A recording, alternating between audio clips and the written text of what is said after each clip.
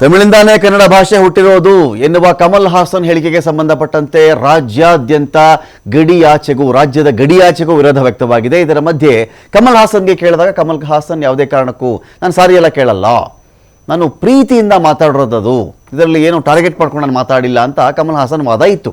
ಆದರೆ ಈ ಕಮಲ್ ಹಾಸನ್ರ ಈ ಉದ್ದಟತನಕ್ಕೆ ಹೈಕೋರ್ಟ್ ಇದೀಗ ಛೀಮಾರಿ ಹಾಕಿದೆ. ಕನ್ನಡಿಗರ ಕ್ಷಮೆ ಕೇಳ್ತಾರ ಕಮಲ್ ಹಾಸನ್? ಹಾಗಾದರೆ ಕರ್ನಾಟಕದಲ್ಲಿ ಸಿನಿಮಾ ರಿಲೀಸ್ ಆಗಬೇಕಾದ್ರೆ ಕ್ಷಮೆ ಕೇಳಿ. ಕನ್ನಡಿಗರ ಮನಸ್ಸಿಗೆ, ಅವರ ಭಾಷಾ ಪ್ರೀತಿಗೆ ನೀವು ನೋವುಂಟು ಮಾಡಿದ್ದೀರಾ? ನೀವು ಕನ್ನಡಿಗರ ಭಾಷಾ ಪ್ರೇಮಕ್ಕೆ ಯಾಕೆ ನೋವುಂಟು ಮಾಡಿದ್ದೀರಿ? ಕರ್ನಾಟಕದಲ್ಲಿ ನಿಮಗೆ ಸಿನಿಮಾ ರಿಲೀಸ್ ಆಗಬೇಕು ಅಂತ ಹೇಳಿದ್ರೆ ಕ್ಷಮೆ ಕೇಳಿ. ನೀವು ಕನ್ನಡಿಗರನ್ನ ಏನು ಕೇಳ್ಕೊಳ್ತೀರಾ? ನೀವು ಯಾಕೆ ಕೇಳಲ್ಲ? ನೀವು ನೆಲ ಜಲ ಭಾಷೆ ವಿಚಾರದಲ್ಲಿ ಯಾವುದೇ ಕಾರಣಕ್ಕೂ ಯಾರಿಗೂ ಧಕ್ಕೆ ಆಗಬಾರ್ದು, ಕ್ಷಮೆ ಕೇಳಿ, ಆಮೇಲೆ ಅರ್ಜಿ ಪರಿಗಣಿಸ್ತೀವಿ ಅಂತೇಳಿ ಹೈಕೋರ್ಟ್ ಹೇಳಿದೆ. ವಂಡರ್ಫುಲ್. ಯಾರೇ ಮಾಡಿರಲಿ, ಯಾವತ್ತೇ ಮಾಡಿರಲಿ, ಯಾವುದೇ ರಾಜ್ಯದಲ್ಲಿ ಯಾವುದೇ ಭಾಷೆಗೆ ಯಾರೂ ಕೂಡ ಅವಮಾನ ಮಾಡುವ ಹಕ್ಕನ್ನು ಹೊಂದಿಲ್ಲ. ಒಂದು ಭಾಷೆಯ ಪೂರ್ವಾಪರಗಳನ್ನು ತಿಳಿದುಕೊಳ್ಳದೆ, ಭಾಷೆಯ ಹಿನ್ನೆಲೆ ತಿಳಿದುಕೊಳ್ಳದೆ, ಭಾಷೆಯ ಇತಿಹಾಸವನ್ನು ಅರಿಯದೆ, ಭಾಷೆಯ ಶ್ರೇಷ್ಠತೆಯ ಅರಿವು ಇಲ್ಲದೆ ಏನೇನೋ ಮಾತಾಡಿ ಏನೀಗ ನಾನು ಮಾತಾಡ್ತೀನಿ, ನಾನು ಸಾರಿ ಎಲ್ಲ ಕೇಳಲ್ಲ ಎನ್ನುವ ಧೋರಣೆ ಇಟ್ಕೊಂಡ್ಬಿಟ್ರೆ ಕಷ್ಟ ಆಗಿಬಿಡುತ್ತೆ ಅಂತ. ಈ ಅರ್ಜಿ ಪರಿಗಣಿಸಬೇಕಾದ್ರೆ ಮೊದಲು ಸಾರಿ ಕೇಳಿ, ಆಮೇಲೆ ಬೇಕಾದ್ರೆ ಅರ್ಜಿಯನ್ನು ಕನ್ಸಿಡರ್ ಮಾಡೋಣ ಅಂತ ಹೇಳಿ ಹೈಕೋರ್ಟ್ ಹೇಳಿದೆ. ಮಧ್ಯಾಹ್ನ 2:30 ವಿಚಾರಣೆಯನ್ನು ಹೈಕೋರ್ಟ್ ಮುಂದೂಡಿದೆ. ಕರ್ನಾಟಕದಲ್ಲಿ ಥಗ್ ಲೈಫ್ ಬಿಡುಗಡೆಗೆ ಕನ್ನಡಿಗರ ವಿರೋಧ ಇದೆ. ತಮಿಳಿಂದ ಕನ್ನಡ ಹುಟ್ಟಿತು ಅನ್ನೋ ಒಂದು ಕಮಲ್ ಹಾಸನ್ ಹೇಳಿಕೆಯನ್ನು ಅಕ್ಸೆಪ್ಟ್ ಮಾಡ್ಕೊಳ್ಳೋಕ್ಕಾಗಲ್ಲ, ಅದನ್ನೆಲ್ಲ ಸ್ವೀಕರಿಸೋಕ್ಕಾಗಲ್ಲ ಎನ್ನುವ ಸಂದೇಶವನ್ನು ತುಂಬ ಸ್ಪಷ್ಟವಾಗಿ ಕನ್ನಡದಲ್ಲಿ ಆಮೂಲಾಗ್ರವಾಗಿ ಎಲ್ಲರೂ ಕೂಡ ಒಕ್ಕೊರಳಿಂದ ಇದನ್ನು ವಿರೋಧ ಮಾಡಿದ್ದಾರೆ. ಹಾಗಾಗಿ ಕಮಲ್ ಹಾಸನ್ ಥಗ್ ಲೈಫ್ ಸಿನಿಮಾ ರಿಲೀಸ್ಗೆ ಕನ್ನಡದಲ್ಲಿ ನಮ್ಮ ಅವಕಾಶವನ್ನು ಕೊಡಲ್ಲ, ಒಂದು ಸಾರಿ ಕೇಳಿ ಅಂತ ಹೇಳಿ ಇದೀಗ ಸಿನಿಮಾ ರಿಲೀಸ್ಗೆ ಅವಕಾಶ ಮಾಡಿಕೊಡ್ಬೇಕು ಅಂತೇಳಿ ಹೈಕೋರ್ಟ್ ಮೆಟ್ಟಿಲು ಹತ್ತಿದ್ರು ನಟ ಕಮಲ್ ಹಾಸನ್. ಕಮಲ್ ಹಾಸನ್ ಅವರ ಪರವಾಗಿ ವಕೀಲ ಧ್ಯಾನ್ ಚಿನ್ನಪ್ಪ ವಾದವನ್ನು ಮಂಡಿಸ್ತಾರೆ. ನ್ಯಾಯಮೂರ್ತಿ ಎಂ ನಾಗಪ್ರಸನ್ನ ಅವರಿದ್ದಂಥ ಪೀಠದಲ್ಲಿ ನಡೆದಂಥ ವಿಚಾರಣೆ ಇದು. ಹೈಕೋರ್ಟ್ ಹೇಳಿದ್ದಿಷ್ಟು: ಕಮಲ್ ಹಾಸನ್ ಕ್ಷಮೆ ಕೇಳಿದ್ರೆ ಮಾತ್ರ ಅರ್ಜಿಯನ್ನು ಪರಿಗಣಿಸ್ತೀವಿ. ಅವರು ಕಮಲ್ ಹಾಸನ್ನೇ ಆಗಿರಲಿ, ಯಾರೇ ಆಗಿರಲಿ ರೀ, ನೆಲ ಜಲ ಜನ ವಿಚಾರದಲ್ಲಿ, ಭಾಷೆ ವಿಚಾರದಲ್ಲಿ ಯಾವುದೇ ಕಾರಣಕ್ಕೂ ರಾಜಿ ಇಲ್ಲ. ಜನ ಭಾವನೆ ಇಟ್ಕೊಂಡಿದ್ದಾರೆ. ರಾಜ್ಯದಲ್ಲಿ ಭಾಷೆ ಮುಖ್ಯ. ಯಾವುದೇ ಭಾಷೆಯಿಂದ ಕನ್ನಡ ಭಾಷೆ ಹುಟ್ಟುಬಿಟ್ಟಿದೆ ಅಂದರೆ ಹೇಗಿದು? ಕನ್ನಡ ಭಾಷೆ ಯಾವುದೋ ಭಾಷೆಯಿಂದ ಹುಟ್ಟುಬಿಟ್ಟಿದೆಯಾ? ಇದು ಹೆಂಗ್ರಿ ಇದು? ಈ ಥರ ಮಾತಾಡೋದವರು ಮೊದಲು ಸಾರಿ ಕೇಳಲಿ, ಅವರು ಆಮೇಲೆ ಅರ್ಜಿ ಪರಿಗಣಿಸ್ತೀವಿ. ಕಮಲ್ ಹಾಸನ್ ಸಾಮಾನ್ಯ ವ್ಯಕ್ತಿ ಏನ್ರಿ? Public figure Kamal Haasan. ಈಗ ಸಿನಿಮಾ ರಿಲೀಸ್ಗೆ ತೊಂದರೆ ಅಂತ ಅರ್ಜಿ ಹಾಕಿದ್ದೀರಾ? ನನಗೆ ಜ್ಞಾನ ಇಲ್ಲದೆ ಈ ರೀತಿ ಮಾತನಾಡಿದೆ ಅಂತ ಕ್ಷಮೆ ಕೇಳಿಬಿಡಲಿ, ನನಗೆ ಸರಿಯಾಗಿ ಜ್ಞಾನ ಇರಲಿಲ್ಲ, ನಾನು ಮಾತಾಡ್ಬಿಟ್ಟೆ ಆ ಥರ ಅಂಥೇಳಿ ಕಮಲ್ ಹಾಸನ್ ಕ್ಷಮೆ ಕೇಳಲಿ ಮೊದಲು. ನಿಮ್ಮ ಹೇಳಿಕೆಯಿಂದ ಶಿವರಾಜ್ ಕುಮಾರ್ ಸಮಸ್ಯೆಯನ್ನು ಅನುಭವಿಸುವಂತಾಗಿದೆ. ಹೇಳಿಕೆ ಕೊಟ್ಟವ್ರು ನೀವು. ಅವತ್ತಿನ ಆ ಒಂದು ಸಮಾರಂಭದಲ್ಲಿ ಹಾಜರಿದ್ದವರು ಶಿವರಾಜ್ ಕುಮಾರ್. ಅವರು ಹ್ಞೂ ಅಂದರೆ ಒಂಥರ ಕಷ್ಟ, ಹ್ಞೂ ಅಂದರೆ ಒಂಥರ ಕಷ್ಟ. ಪ್ರಾಬ್ಲಮ್ ಆಗಿರೋದು ಅವ್ರಿಗೆ. ಇವತ್ತಿಗೆ ನಾನು ಥಗ್ ಲೈಫ್ ಸಿನಿಮಾ ನೋಡೋಕ್ಕೆ ಬಯಸಿದ್ದೆ, ನನಗೂ ಇಷ್ಟ ಆಯಿತು ರೀ ಈ ಸಿನಿಮಾ ನೋಡಬೇಕು ನಿಮ್ಮದು ಅಂತ ಹೇಳಿ, ಕಮಲ್ ಹಾಸನ್ ಸಿನಿಮಾ ನೋಡಬೇಕು ಅಂತ. ಆದರೆ ಈ ವಿವಾದದ ಕಾರಣದಿಂದಾಗಿ ನೋಡೋಕ್ಕೆ ಸಾಧ್ಯ ಇಲ್ಲ. ಆದೇಶ ಹೊರಡಿಸೋದಕ್ಕೆ ನನಗೇನು ಸಮಸ್ಯೆ ಇಲ್ಲ. ಕ್ಷಮೆ ಕೇಳಲಾಗದಿದ್ದರೆ ಬಿಟ್ಬಿಡಿ. ಕರ್ನಾಟಕದಲ್ಲಿ ಬಿಡುಗಡೆ ಹಾಕ್ಬೇಕು ನಿಮಗೆ ಕಮಲ್ ಹಾಸನ್. ಕ್ಷಮೆ ಕೇಳೋಕ್ಕಾಗಲ್ವಾ? ಕರ್ನಾಟಕ ಹಾಕ್ಬೇಕು ನಿಮಗೆ. ತಮಿಳಿಂದ ಹುಟ್ಟುಬಿಟ್ಟಿದೆಯಂತಲ್ಲ ಕನ್ನಡ. ನಿಮಗೆ ಸಾರಿ ಕೇಳೋಕ್ಕಾಗದೇ ಇದ್ದರೆ ಸಿನಿಮಾನೂ ಬೇಕಾಗಿಲ್ಲ ಬಿಡಿ. ಬಿಸ್ನೆಸ್ ಮಾತ್ರ ಬೇಕು, ಸಿನಿಮಾ ಮಾತ್ರ ರಿಲೀಸ್ ಆಗಬೇಕು. ಚೆನ್ನಾಗಿ ದುಡ್ಡು ಮಾಡಬೇಕು ನೀವು ಕರ್ನಾಟಕದಲ್ಲಿ. ಕನ್ನಡಿಗರು ಕೊಡ್ತಕ್ಕಂಥ ದುಡ್ಡನ್ನು ನೀವು ತೊಗೋಬೇಕಿಲ್ಲಿ. ಆ ದುಡ್ಡು ಮಾತ್ರ ಎತ್ಕೊಂಡು ಹೋಗಿ ಬರ್ತೀರಾ. ಭಾಷೆ ಕೇಳಿದ್ರೆ ನಾನೇನು ಸಾರಿ ಕೇಳೋದು, ಏನಾಗಬೇಕು ನನಗೆ ಅದನ್ನು ಕಟ್ಕೊಂಡು ಅನ್ನೋ ರೀತಿಯಲ್ಲಿ ಮಾತಾಡಿದ್ರೆ ಹೇಗೆ?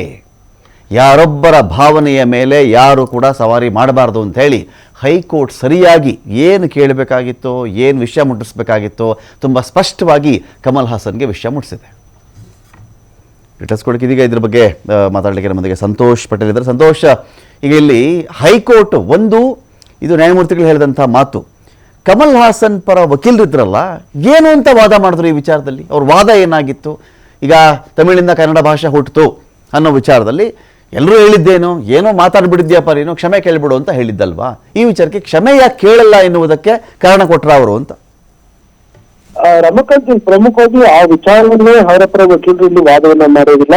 ಏನು ಆಡಿಯೋ ರಿಲೀಸ್ ವೇಳೆಯಲ್ಲಿ ಒಂದು ಹೇಳಿಕೆ ಬರುತ್ತೆ. ಹೇಳಿಕೆಯನ್ನ ವಿರೋಧಿಸಿ ಈಗಾಗಲೇ ಚಿತ್ರ ಬಿಡುಗಡೆ ಮಾಡ್ಲಿಕ್ಕೆ ಸಾಕಷ್ಟು ವಿರೋಧ ಉಂಟಾಗ್ತಾ ಇದೆ. ಹೀಗಾಗಿ ಥಗ್ ಲೈಫ್ ಸಿನಿಮಾಗೆ ಭದ್ರತೆ ಕೊಡಬೇಕು ಅಂತೇಳಿ ಅರ್ಜಿಯನ್ನ ಹಾಕೊಂಡಿರುವಂತದ್ದು. ಅದರ ವಿಚಾರಣೆ ನಡೀತಾ ಇರೋ ಸಂದರ್ಭದಲ್ಲಿ ಅವ್ರು ಹೇಳುವಂತದ್ದು ಈ ರೀತಿಯಾಗಿ ಆಡಿಯೋ ರಿಲೀಸ್ ಎಲ್ಲ ಆಯ್ತು. ಇವಾಗ ಶಿವರಾಜ್ ಕುಮಾರ್ ಕೂಡ ಇದ್ರಲ್ಲಿ ಯಾವುದೇ ರೀತಿಯ ಉದ್ದೇಶ ಅಂದ್ರೆ ಕನ್ನಡಿಗರಿಗೂ ಕರ್ನಾಟಕಕ್ಕೂ ಅವಮಾನ ಮಾಡಬೇಕು ಅನ್ನೋ ಒಂದು ಉದ್ದೇಶದಲ್ಲಿ ಆ ಆಯಾಮದಲ್ಲಿ ಅವರ ಹೇಳಿಕೆಯನ್ನ ಕೊಡ್ಲಿಲ್ಲ. ಸೊ ಮಾತಾಡುವಂತ ಸಂದರ್ಭದಲ್ಲಿ ಏನು ಫ್ಲೋ ಅಂತ ಆ ರೀತಿಯಾಗಿ ಬಂದಿರುವಂತದ್ದು ಅಷ್ಟೇ ಅಂತ ಹೇಳಿ ಅವರು ಅದನ್ನ ಸಮರ್ಥನೆ ಮಾಡ್ಕೊಳ್ಳಿಕ್ಕೆ ಮುಂದಾದ್ರು. ಈ ಸಂದರ್ಭದಲ್ಲಿ ನೇರವಾಗಿ ಕೋರ್ಟ್ ಅವ್ರಿಗೆ ಕೇಳಿದ್ದು, ಏನು ಆಯ್ತು ಇಷ್ಟೆಲ್ಲ ಆಗ್ಲಿ ಕ್ಷಮೆ ಕೇಳಿದ್ರು. ಅವರು ಕ್ಷಮೆ ಕೇಳಿದ್ರೆ ನಿಮ್ಮ ಅರ್ಜಿ ಏನಿದೆ, ಮನವಿ ಏನಿದೆ, ಆ ಮನವಿಯನ್ನು ನಾವು ಪರಿಗಣಿಸ್ತೀವಿ ಅಂತ ಹೇಳಿ ಕೂಡ ನ್ಯಾಯಾಲಯ ಅವರಿಗೆ ಹೇಳ್ತಾ, ಆದ್ರೆ ಎಲ್ಲೂ ಕೂಡ ಕ್ಷಮೆ ಕೇಳುವುದಿಲ್ಲ. ಈ ಸಂದರ್ಭದಲ್ಲಿ ನೇರವಾಗಿ ಜಡ್ಜ್ ಕೂಡ ಜಲ ನೆಲ ಭಾಷೆ ಯಾವುದೇ ಒಂದಿದ್ರು ಈ ವಿಚಾರವಾಗಿ ಯಾವುದೇ ರೀತಿಯಲ್ಲಿ ಕೂಡ ನಾವು ಅದನ್ನ ಒಪ್ಕೊಳ್ಳಿಕ್ಕೆ ಆಗೋದಿಲ್ಲ. ಸೊ ಹೀಗಾಗಿ ನಾವು ಇದನ್ನ ಒಪ್ಕೊಳ್ಳೋದಿಲ್ಲ ಅನ್ನೋದನ್ನ ಒಂದು ಕಡೆ ಕೋರ್ಟ್ ಹೇಳಿದ್ದು. ಮತ್ತೊಂದು ಕಡೆ ಈ ಹಿಂದೆ ಕೂಡ ಇಂಥದೇ ರಾಜಗೋಪಾಲಾಚಾರ್ಯ ಅವರು ಇದ್ದಾಗಲೂ ಇಂಥ ಇನ್ಸಿಡೆಂಟ್ ಆದಾಗ ಅವರು ಕೂಡ ಇದನ್ನ ನೇರವಾಗಿ ಸಾರಿಯನ್ನ ಕೇಳಿದ್ರು. ಇಲ್ಲಿ ಈ ಸಮಸ್ಯೆಯನ್ನ ಕ್ರಿಯೇಟ್ ಮಾಡ್ಕೊಂಡಿರುವಂತದ್ದೇ ಕಮಲ್ ಹಾಸನ್, ಬೇರೆ ಯಾರು ಕೂಡ ಅವ್ರಿಗೆ ಈ ಸಮಸ್ಯೆಯನ್ನ ಕ್ರಿಯೇಟ್ ಮಾಡಿಲ್ಲ. ಆ ಕ್ರಿಯೇಟ್ ಮಾಡ್ಕೊಂಡಿರುವಂತ ಸಮಸ್ಯೆಯನ್ನ ಅವರೇ ಬಗೆಹರಿಸ್ಕೊಳ್ಬೇಕಾಗಿರುವಂತದ್ದು. ಚಿಕ್ಕದಾಗಿ ನಾನು ಹೇಳಿರುವಂತ ಉದ್ದೇಶ ಅದಲ್ಲ, ಇದು ತಪ್ಪಾಗಿ ಅರ್ಥೈಸ್ಕೊಂಡಿದ್ರೆ, ಒಂದು ವೇಳೆ ಇದು ಕೂಡ ನಿಮಗೆ ನೋವಾಗಿದ್ರೆ ನೀವು ಅರ್ಥೈಸ್ಕೊಂಡಿರುವಂತದ್ದು ಕನ್ನಡಿಗರಿಗೂ ಕನ್ನಡಕ್ಕೆ ನಾನು ಸಾರಿಯನ್ನ ಕೇಳ್ತೀನಿ ಅಂತ ಹೇಳಿದ್ರೆ ಇದು ಯಾವ್ದು ಕೂಡ ಆಗೋದಿಲ್ಲ. ಈ ಸಮಸ್ಯೆನೂ ಇರೋದಿಲ್ಲ ಅನ್ನೋದನ್ನ ಕೋರ್ಟು ಅವರ ಪರ ವಕೀಲರಿಗೆ ತುಂಬಾ ಅರ್ಥವಾಗುವ ರೀತಿಯಲ್ಲಿ ಹೇಳಿಕೆಯನ್ನು ಕೊಟ್ಟಿರುವಂತದ್ದು. ಅಷ್ಟೇ ಅಲ್ಲದೆ ಖುದ್ದು ನ್ಯಾಯಮೂರ್ತಿಗಳೇ ರೆಗ್ಯುಲೇಷನ್ ಅನ್ನೋದು ನಾನು ನೋಡ್ಬೇಕು ಅಂತ ಇದ್ದೆ. ಸೊ ಆದ್ರೆ ಈಗ ನಾನು ಕೂಡ ನೋಡೋದಿಲ್ಲ. ಅಂದ್ರೆ ಎಲ್ಲೋ ಒಂದ್ ಕಡೆ ಅವರ ಪರ ವಕೀಲರು ವಾಕ್ ಸ್ವಾತಂತ್ರ್ಯದ ಬಗ್ಗೆ ಮಾತನಾಡುವಂತ ಸಂದರ್ಭದಲ್ಲಿ ಏನು ನ್ಯಾಯಮೂರ್ತಿಗಳು ವಾಕ್ ಸ್ವಾತಂತ್ರ್ಯ ಇದೆ ಅಂತೇಳಿ ಯಾರ ಭಾವನೆಗಳಿಗೂ ಧಕ್ಕೆ ಆಗೋ ರೀತಿಯಲ್ಲಿ, ಅಂದ್ರೆ ಮಾಸ್ ಆಗಿ ಯಾರ ಭಾವನೆಗೂ ಕೂಡ ನೀವು ಮಾತನಾಡುವಂತ ಮಾತು ಧಕ್ಕೆ ಆಗ್ಬಾರ್ದು. ಅದು ಧಕ್ಕೆ ಆಗುತ್ತೆ ಅನ್ನೋದಿಲ್ಲ, ಅದನ್ನ ಮಾತನಾಡಬಾರ್ದು ಅಂತ ಹೇಳಿ ಅದ್ರ ಬಗ್ಗೆ ಕೂಡ ಅವ್ರಿಗೆ ಒಂದು ಮಾಹಿತಿಯನ್ನು ಅರಿವು ಮೂಡಿಸೋ ಕೆಲಸವನ್ನು ಕೂಡ ಕೋರ್ಟ್ ನಲ್ಲಿ ಮಾಡಿದ್ರು. ಅದರ ಜೊತೆಗೆ ಕಾನೂನಾತ್ಮಕವಾಗಿ ನೀವು ಕೇಳಿರುವಂತಹ ಒಂದು ಭದ್ರತೆಯನ್ನು ಕೊಡಿದ್ರ, ಆ ಭದ್ರತೆಯನ್ನು ಕೇಳಿದ್ರೆ ಅದಕ್ಕೆ ನನಗೆ ಆದೇಶವನ್ನು ಮಾಡ್ಲಿಕ್ಕೆ ನನಗೆ ಯಾವುದೇ ರೀತಿಯ ಸಮಸ್ಯೆ ಇಲ್ಲ. ಆದ್ರೆ ಆದೇಶ ಮಾಡಿದ ನಂತರ ಏನೆಲ್ಲ ಆಗ್ಬೋದು ಅನ್ನೋದು ಕೂಡ ಇವ್ರು ಗಮನಿಸ್ಕೊಳ್ಬೇಕಾಗುತ್ತೆ ಅನ್ನೋದನ್ನ ಇಂಡೈರೆಕ್ಟ್ ಆಗಿ ಅವ್ರಿಗೆ ಹೇಳುವಂತದ್ದು.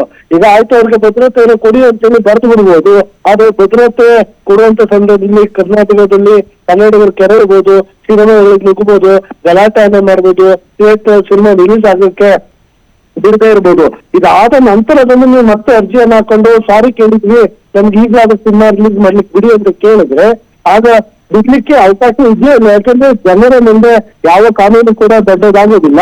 ಹೀಗಾಗಿ ಜನರು ಏನು ಅಭಿಪ್ರಾಯವನ್ನು ಪಡ್ತಾರೆ, ಏನು ನಿರ್ಧಾರವನ್ನು ತೆಗೆದುಕೊಳ್ತಾರೆ ಅದು ಅಂತಿಮ ಹೋಗುತ್ತೆ ಅನ್ನೋದು ಅವರು ಕೋರ್ಟ್ ಅವ್ರಿಗೆ ಇಂಡೈರೆಕ್ಟ್ ಆಗಿ ತುಂಬಾ ಅರ್ಥವಾಗುವ ರೀತಿಯಲ್ಲಿ ಹೇಳಿಕೆಯನ್ನ ನೀಡಿದ್ದು. ಅದಷ್ಟೇ ಅಲ್ಲದೆ ನಿಮ್ಮಿಂದಾಗಿ ಕರ್ನಾಟಕದ ನಟ ಡಾಕ್ಟರ್ ಶಿವರಾಜ್ ಕುಮಾರ್ ಕೂಡ ಇಲ್ಲಿ ಗೊಂದಲಕ್ಕೆ ಮುಜುಗರಕ್ಕೆ ಈಡಾಗಿರುವಂತ ಸಮಸ್ಯೆ ಆಗಿದೆ. ಈ ಕಾರಣಕ್ಕಾಗಿ ಒಂದೇ ಒಂದು ಚಿಕ್ಕ ವಿಚಾರ, ಒಂದು ಸಾರಿಯನ್ನ ಕೇಳಿದ್ರೆ ಎಲ್ಲವೂ ಕೂಡ ಮುಗಿದೋಗುತ್ತೆ. ಇದ್ರ ಬಗ್ಗೆ ನಿಮ್ಮ ಕ್ಲೈಂಟ್ ಜೊತೆ ಯೋಚನೆ ಮಾಡಿ ಡಿಸ್ಕಸ್ ಮಾಡಿ ಮಧ್ಯಾಹ್ನದ ನಂತರ ಬನ್ನಿ ಅಂತೇಳಿ ಅರ್ಜಿಯನ್ನ ಮುಂದೂಡಿಕೆ ಮಾಡಿರುವಂತದ್ದು. ರಮಕಾಂತ್. Thank you Santosh.